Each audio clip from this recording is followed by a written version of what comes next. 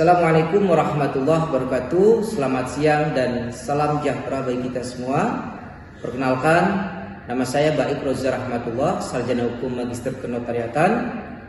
Saya sebagai dosen di Prodi Ilmu Hukum Fakultas Hukum Universitas Pancasakti Tegal. Sebagai dosen, saya memiliki nomor NUPTK 4655 77 16 72 130442. Spesialisasi saya sebagai dosen yaitu hukum agraria. Sehingga dalam pelaksanaan tridharma yaitu pengajaran, pengabdian, dan kemudian penelitian saya melaksanakan dalam konteks hukum agraria.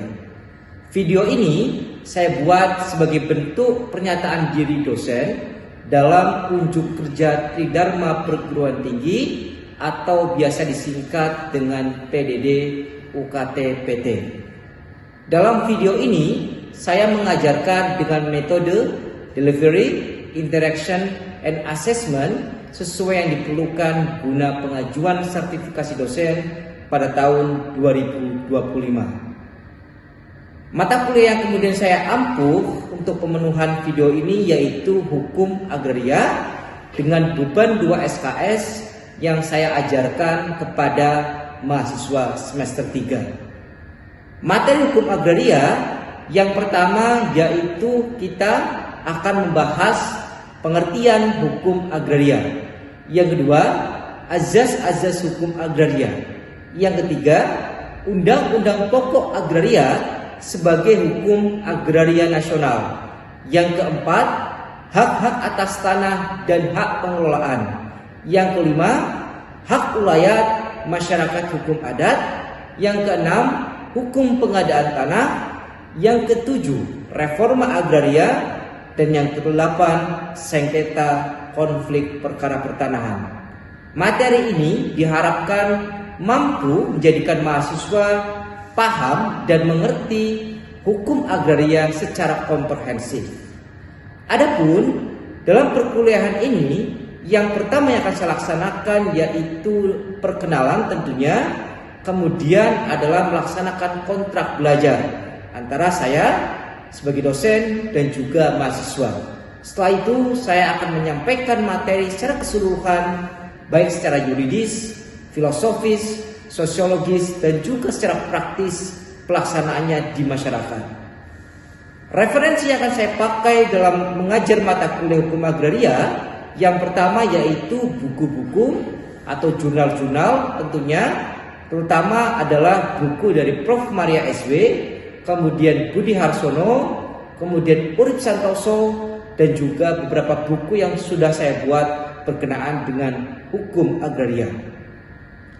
Dalam pembelajaran satu semester ke depan berkaitan dengan hukum agraria, saya akan melaksanakan secara tatap muka, kemudian juga dilaksanakan menggunakan bantuan seperti WhatsApp untuk melaksanakan komunikasi dan juga menggunakan e-learning yang telah disediakan oleh universitas kami, Universitas Pancasakti Tegal yang bernama L-Sakti, yang digunakan untuk memberi materi, kemudian memberi tugas, pengumpulan tugas, dan juga presensi.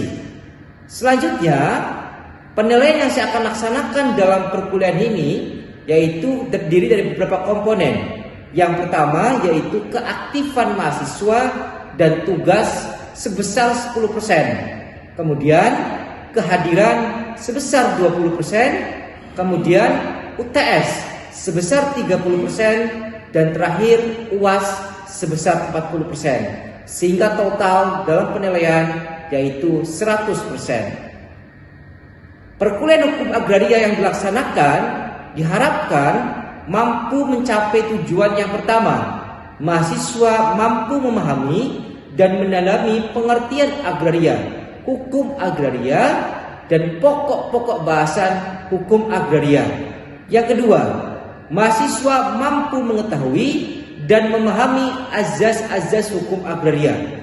Yang ketiga, mahasiswa mampu memahami upaya penyusunan hukum agraria nasional, faktor-faktor penting dalam pembangunan hukum agraria nasional, dan juga sejarah penyusunan undang-undang pokok agraria. Yang keempat, mahasiswa mampu memahami upaya dan mendalami hak-hak atas tanah seperti hak milik, hak guna bangunan, hak pakai, hak sewa, dan hak atas tanah yang bersifat sementara, termasuk juga hak pengelolaan, pengertian, subjek, dan kedudukan hak pengelolaan, termasuk adalah bagaimana terjadinya hak pengelolaan, kewenangan dalam hak pengelolaan.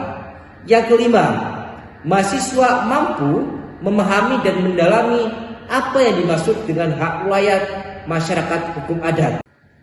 Yang keenam, mahasiswa mampu memahami dan mendalami hukum pengadaan tanah, mulai tahapan perencanaan, persiapan, pelaksanaan, dan penyerahan hasil. Yang ketujuh, mahasiswa mampu memahami dan mendalami reforma agraria, yaitu di dalamnya ada aset dan akses reforma agraria. Yang kedelapan, terakhir, mahasiswa mampu memahami dan mendalami sengketa, konflik, dan perkara pertanahan. Demikianlah video ini saya buat sebagai pemenuhan untuk pengajuan sertifikasi dosen pada tahun 2025. Akhirnya saya tutup dengan Assalamualaikum warahmatullahi wabarakatuh. Bismillahirrahmanirrahim. Assalamualaikum warahmatullahi wabarakatuh. Selamat pagi. Kurang keras ini jawabnya. Selamat pagi. Salam sejahtera bagi kita semua. Hari ini kita akan melaksanakan perkuliahan yang kedua. Sebagaimana RPS yang sudah kita bahas kemarin dan disepakati, hari ini kita akan membahas berkenaan dengan azas hukum agraria. Baik, sebelum kemudian kita masuk pada materi azas hukum agraria, input dalam pembelajaran pada hari ini, saudara pertama akan belajar yang pertama adalah pengertian azas, dan kemudian yang kedua adalah saudara akan membahas berkenaan dengan apa saja azas dalam hukum agraria, dan selanjutnya juga saudara akan membahas bagaimana tingkatan-tingkatan dalam penguasaan hak atas tanah, dan selanjutnya juga kita akan bicara tentang dasar-dasar hukumnya. Dengan input yang kemudian saya berikan ini diharapkan saudara akan memahami bagaimana azas-azas dalam hukum agraria, sehingga ketika saudara akan mempelajari hukum agraria, saudara sudah memiliki fondasi, saudara sudah memiliki bagaimana pijakan yang tepat dalam mempraktekkan hukum agraria. Jadi itu kira-kira bagaimana kita akan membahas secara menyeluruh, secara komprehensif pertemuan pada hari ini. Saya langsung saja akan pada masuk pertemuan berkenaan dengan azas-azas hukum agraria. Yang pertama, sebagaimana sudah saya tayangkan di depan, dalam hukum agraria, azas yang paling utama adalah berkenaan dengan azas kebangsaan. Ya, azas kebangsaan ini, apabila kita kemudian mencari dasar hukumnya di dalam Undang-Undang Agraria, maka terdapat di dalam pasal 1 Undang-Undang Nomor 5 Tahun 60. Di dalam pasal 1 ayat 3 terutama disebutkan, ya, bahwa hubungan antara bumi, air, ruang angkasa dengan bangsa Indonesia itu sifatnya abadi. Artinya bahwa selama bangsa Indonesia itu ada, maka bumi, air, dan ruang angkasa yang ada di dalamnya itu dimiliki oleh bangsa, rakyat yang memiliki. Ya, selama Indonesia itu ada, maka hal itu kemudian menjadi milik Indonesia. Saudara, ini menjadi penting sekali sebagai sebuah fondasi keadaan bagaimana kesatuan negara ini tidak terpecah belah. Ada wacana sebelum kemudian perubahan otonomi daerah itu, ada wacana bagaimana pengurusan sertifikat tanah itu dikembalikan kepada pemerintah daerah. Sehingga pada waktu itu ada wacana bagaimana setiap daerah itu mampu atau bisa mengeluarkan sertifikat masing-masing. Ya, sebagai contoh misal di Aceh nanti sertifikat gambarnya misal apa? Tarian Aceh gitu ya di depan.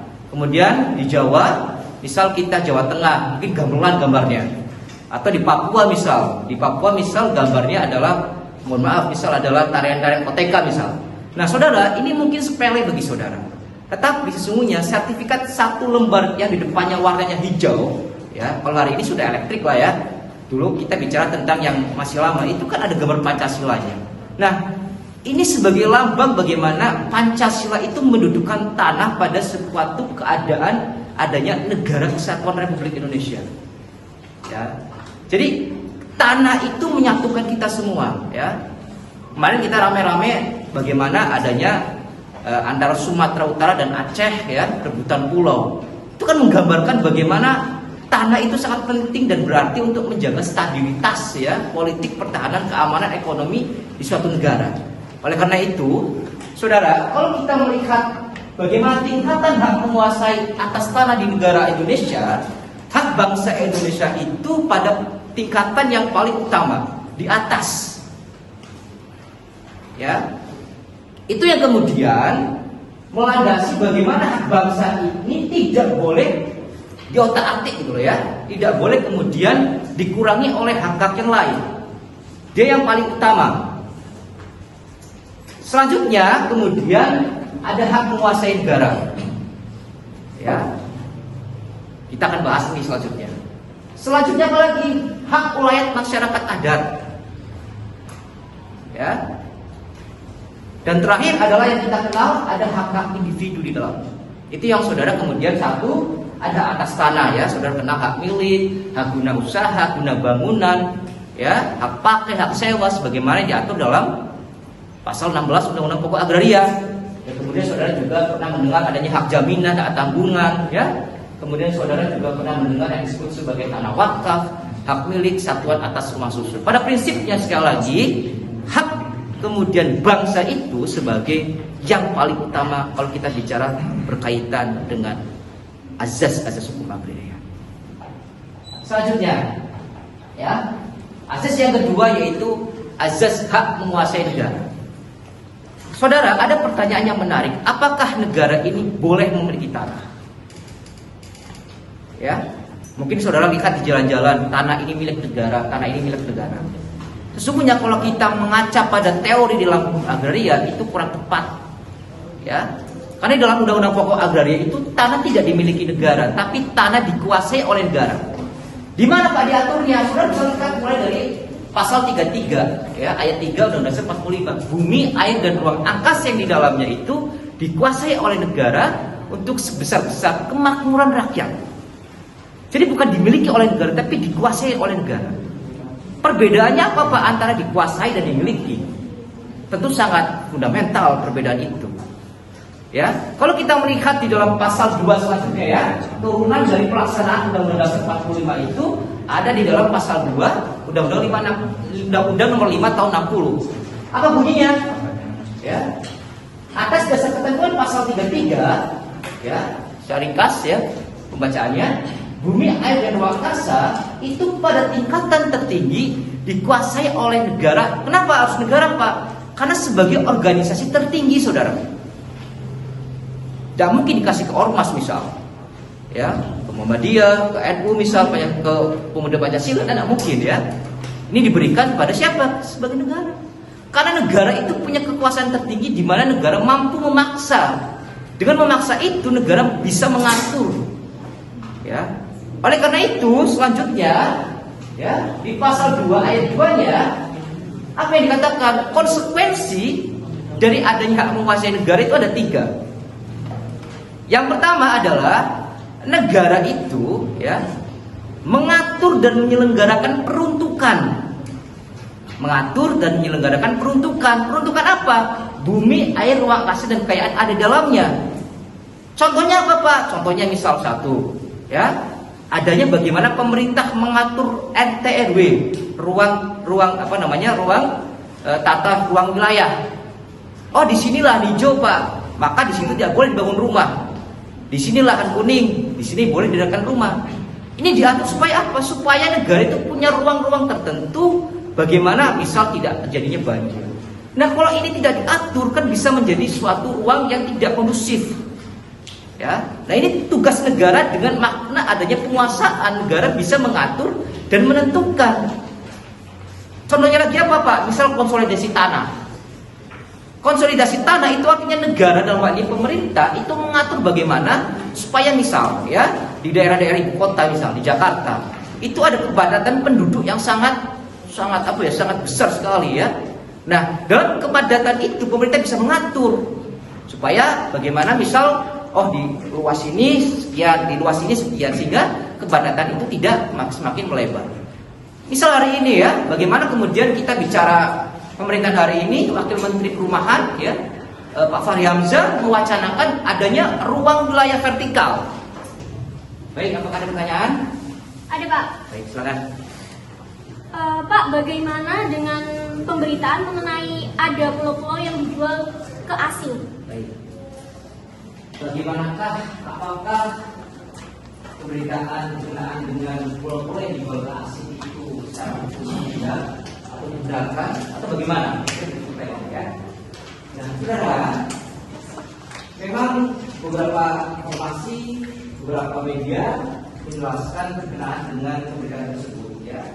Pulau pertama di wilayah-wilayah tidak terpenghuni, ya, di wilayah-wilayah eksotis pandangannya.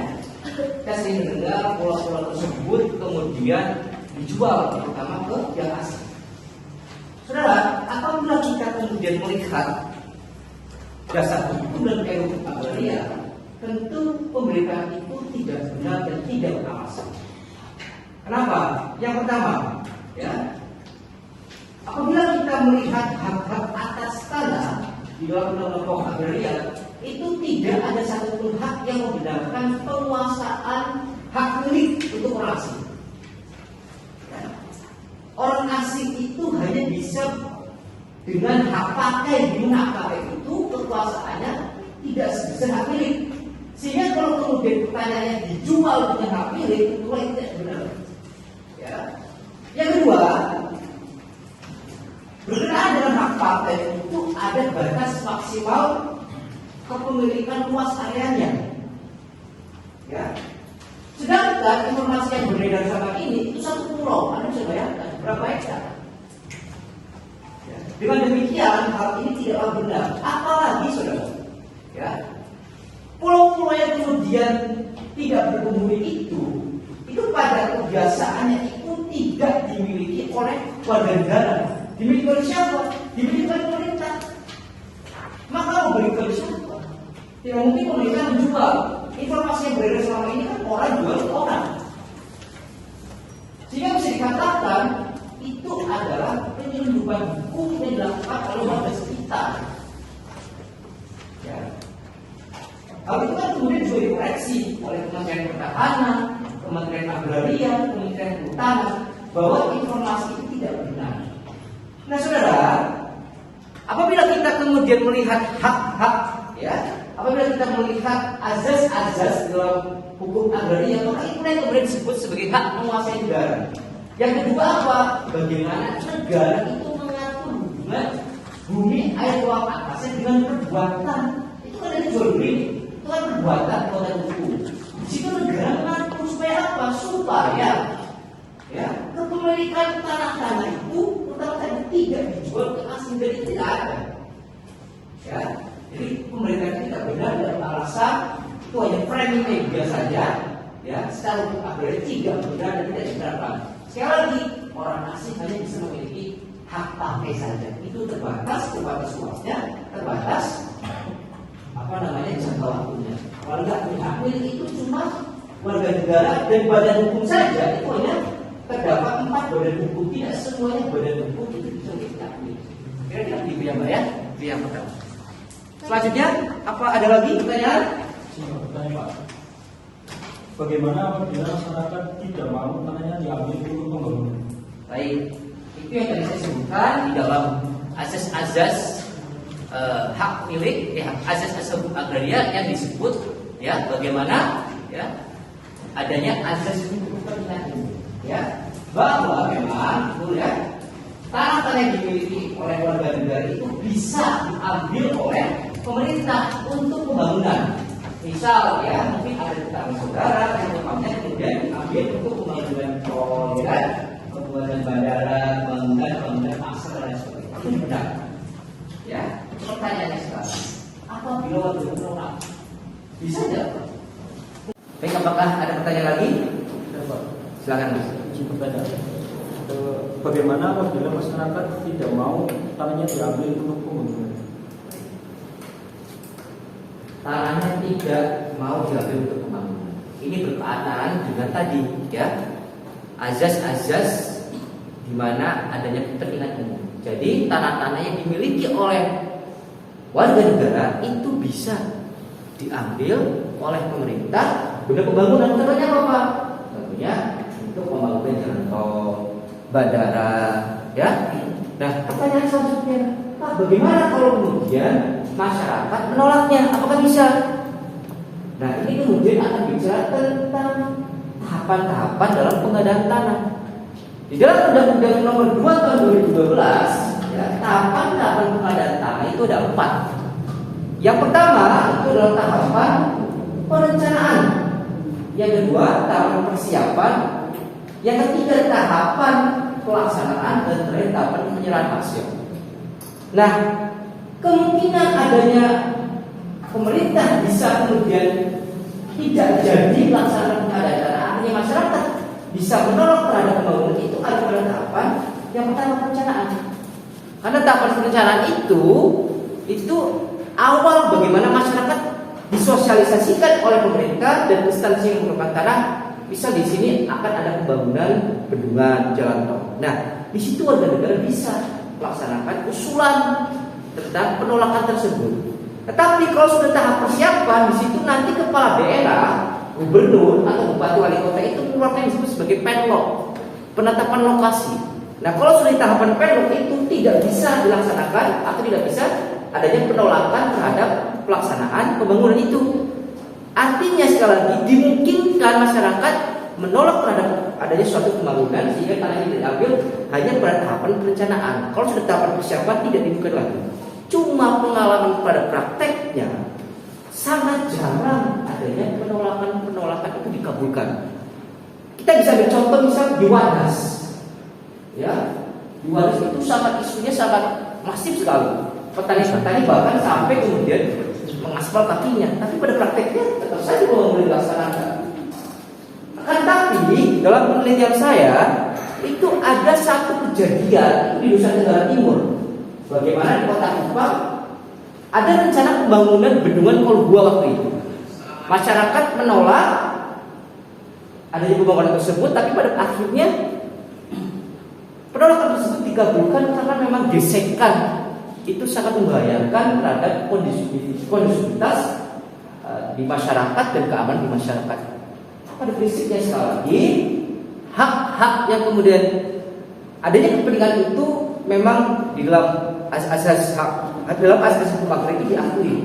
Tetapi sekali lagi, apabila masyarakat ingin menolak terhadap pembangunan, itu hanya bisa dilaksanakan pada tahapan perencanaan. Tetapi pada praktisnya memang sangat sulit adanya penolakan itu, karena sekali lagi pemerintah ingin melaksanakan pembangunan demi apa? Demi juga kepentingan masyarakat itu sendiri, untuk kemajuan ekonomi. Jalan tol itu kemajuan ekonomi, ya.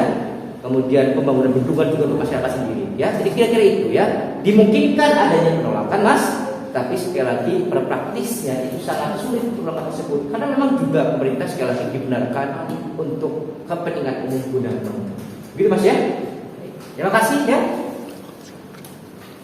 Baik saudara, saya kira hari ini, ya, pertemuan kedua ini kita cukupkan, ya, karena memang satu waktu sudah cukup, ya. Yang kedua adalah berkenaan dengan materi sudah habis, ya. Sekali lagi pembelajaran hari ini saya harapkan saudara mampu dan bisa mengerti berkenaan dengan azas-azas hukum agraria. Saya kira demikian untuk pertemuan ini. Saya harap saudara bisa membaca ulang, saudara bisa kemudian belajar lebih dalam di rumah masing-masing, ya. Saya kira cukup. Terima kasih. Selamat pagi. Assalamualaikum warahmatullahi wabarakatuh. Waalaikumsalam warahmatullahi wabarakatuh. Assalamualaikum warahmatullahi wabarakatuh. Perkenalkan, saya Bintang Mutiara, mahasiswa Fakultas Hukum Universitas Pancasila Tegal. Saat ini saya diajar oleh Bapak Baik untuk mata kuliah Hukum Agraria. Kesan saya untuk Pak Baik, pembelajaran yang disampaikan oleh Pak Baik sangat mudah dipahami oleh seluruh mahasiswa, terutama di kelas saya. Yang kedua, Pak Baik tidak hanya mengajarkan soal secara teoritis, tetapi juga secara praktis dan juga secara teknikal, karena Pak Baik juga sudah pernah melalui berbagai penelitian yang berkaitan dengan studi kasus hukum agraria.